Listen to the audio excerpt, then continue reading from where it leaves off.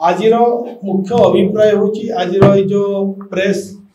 conference बा press meet रो मुख्य कारण होची आपण माने समस्त जानती केंद्र एवं राज्य केंद्र रे आम प्रिय प्रधानमंत्री श्री मोदी जी एवं राज्य रे हमर यशस्वी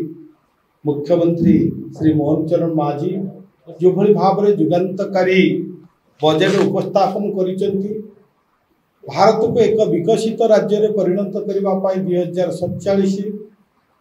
केंद्र रे जो बजेट आसी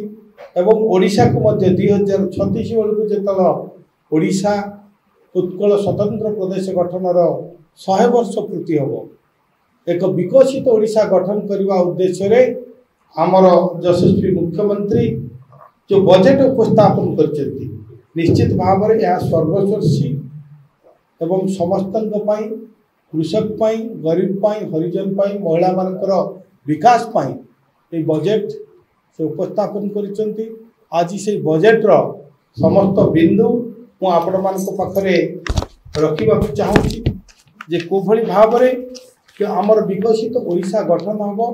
सेही दिगर मध्य किपरि भाव रे हमर कोरापुट जिला मध्य शामिल हबो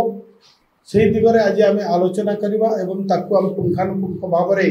आपण निकट में रखी मु आशा करी एक कथा को आपण माने आपण मानकर